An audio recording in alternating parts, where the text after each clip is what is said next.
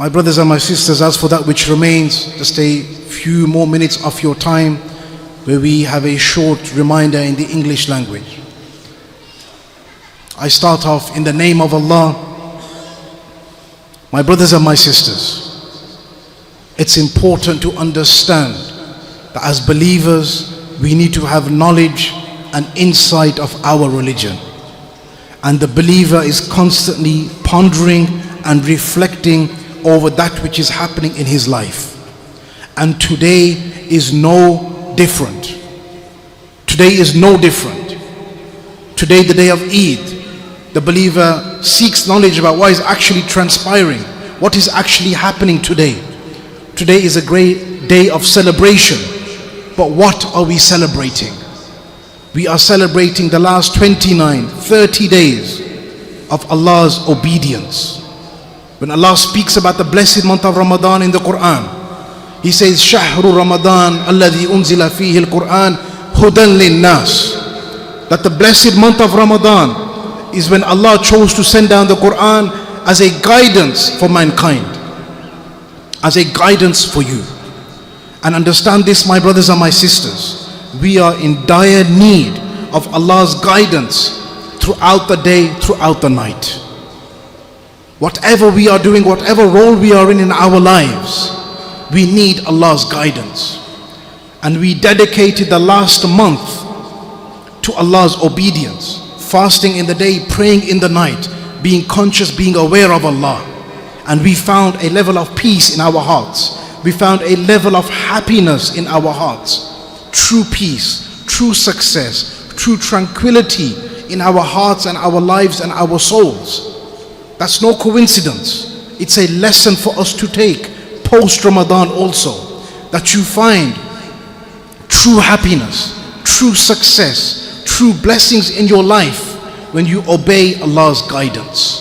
When you do that which Allah loves, it draws you closer to Him and it gives you peace and blessings in your life. And when you do that which He does not like, when you disobey Him, you earn His anger, and it takes away the barakah and the blessings and the happiness of your life. So don't sleepwalk through this Eid, but ponder and reflect over the successes of the last month and ask yourself, what do I need to do to keep my iman alive post-Ramadan? Don't bid Ramadan farewell. Don't say goodbye to Ramadan, but bid farewell to your previous self. Bid farewell to your previous sins and your mistakes and your transgressions against your own soul. That's what Ramadan has taught us. If you want to know if your Ramadan was accepted, and the scholars of the Salaf, they would ask Allah to accept their Ramadan 6 months after Ramadan. And they would say, if you want to know if your Ramadan was accepted, if your fasting, your praying, your charity was accepted, then look at your own life and ask yourself, how much has Ramadan affected me post-Ramadan? How much of that have I kept? We can't be from those people that pauses our bad habits and then Ramadan finishes and we resume them. No. Ramadan was a chance to have your sins forgiven, to start fresh with Allah. Even in our celebrations, especially you young brothers and you young sisters, even in your celebrations, you follow the guidance of Allah. You follow the way of the Prophet sallallahu alaihi wasallam. Don't celebrate a month of obedience by disobeying Allah. And many of you know what I'm talking about. I'm not going to get into details here. But do not disobey Allah on the day that you are celebrating His obedience for the last month. And do not think the affairs of our brothers and our sisters that are suffering across the world, in Gaza, in Palestine, in the West Bank, in Sudan, they're going to become easier for them whilst we are in a state of heedlessness and sin and disobedience. Because this was foretold to us by the Prophet sallallahu alaihi wasallam, that when you leave off your religion and you turn your back to Allah, Allah will humiliate you. So every single one of us needs to ask ourselves this question: what am I going to take with me post-Ramadan? My connection to the Qur'an. Am I going to be from those people that Ramadan has finished, I'm going to wrap the Qur'an up in a cloth and leave it on a shelf and let it catch dust for the next year? That's not the role of the Qur'an in our lives, my brothers and sisters. When's the next time I'm going to fast? What's the state of my salah? When I stand in front of Allah, the blessing that Allah has given me, that I can stand in front of Him and call upon Him, and I say, Allahu Akbar, oh Allah, you are greater than anything in my life right now. I am dedicating this time, I'm sacrificing it, I'm investing it into your ibadah and your worship. So ease my affairs and bless my affairs. And I give nothing precedence over you when it comes to the time of my salah.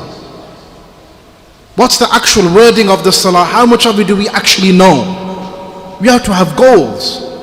Just the way we had goals in Ramadan, I'm going to fast every day. I'm going to pray Taraweeh as much as I can. I'm going to finish as much of the Qur'an as I can. Similar to this, you need to ask yourself now, what are your goals? What are your goals? How are you going to better your relationship with Allah? Ramadan was a month of mercy, but the Lord of that mercy is still alive, and He is still here for us, and He has blessed us with everything that we have and that we cannot even acknowledge and appreciate and imagine. The Prophet ﷺ tells us about the mercy of Allah, and he says in the Hadith al-Qudsi, Allah said, Yabna Adam, O son of Adam, innaka ma da'utani wa rajawtani ghafartu lak wa la ubali. O son of Adam, as long as you hope for my mercy, and as long as you call upon me to forgive you and make dua to me, I will forgive you and I will not hold that against you. Yabna Adam, O son of Adam, لو بلغت ذنوبك أنان السماء ثم استغفرتني غفرت لك. If your sins reach the skies and you sought my forgiveness, I will forgive you and not hold that against you. That's the mercy of Allah. Yabna Adam, the hadith continues, O son of Adam, لو أتيتني بقراب الأرض خطايا ثم لقيتني لا تشرك بي شيئا لأتيتكها مغفرة. O son of Adam, if you come to me with this earth full of sins, and you do not commit shirk with me in any way, you will meet me with this earth full of forgiveness. That's the mercy of Allah, my brothers and sisters. Every single one of us needs Allah's guidance and His mercy, and it's there to be attained, because Allah will never turn you away when you call upon Him. But how often are you going to call upon Him? What's going to be the relationship that you have with Him post-Ramadan? Yes, it's a day of celebration, it's a day of happiness. It's a day to beautify yourself with your best clothes and make an effort. However, remember, true beauty starts in your heart and your character and your behavior. We have spent the last 29-30 days trying to resemble the Prophet ﷺ in how he spoke, how he behaved. Remember just 2-3 days ago when we were fasting and somebody did something that we were not happy with. What did we say to ourselves? Don't lose your ajr of your fast. Don't be tempted. Don't look at that which is haram. Don't say that which is haram. Don't do anything which is going to diminish your reward. Then keep this attitude with you post-Ramadan. Do not diminish your relationship and your standing with Allah. Be like the Prophet ﷺ. Learn about his life, learn about his character, learn about his behavior, and resemble it. If you're a father, be a good father as he taught you. If you're a son, be a good son as he taught you. If you're a husband, be a good husband as he taught you sallallahu alayhi wasallam. Have high aspirations in your workplaces, in your place of education. Excel as individuals and as a family and as a community and as an ummah. It's a time of pondering and reflecting. You young brothers and you young sisters, when is the next time you are going to be in the masjid while you're waiting for the next Ramadan to come? If you have any plans which are displeasing to Allah, displeasing to your parents on this day, cancel them. And if you leave something for Allah's sake, Allah will replace that with something better for you. These friends that are calling you to your sins are not a positive influence in your life. Your true friends are those that will remind you of the rights of Allah, the rights of your parents.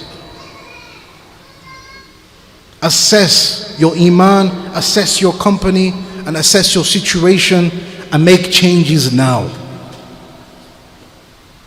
The last thing I remind you with is the importance of making dua to Allah, especially for our brothers and our sisters that are suffering across the world. Our brothers and sisters in Gaza, in Palestine, in the West Bank, in Sudan, in Kashmir. May Allah give peace and blessings and prosperity and safety to every single one of them, wherever they may be. Do not forget your brothers and sisters on this day with your du'as. Taqabbal Allahu minna wa minkum. May Allah accept all the good that you have done. May He bless us with many other Ramadans. May He give you goodness in this life and the next, and forgive us for our shortcomings. May Allah accept our fasting, our prayers, our du'as, our charity, and all the righteous deeds we have done. Taqabbal Allahu minna wa minkum. Eidukum Mubarak.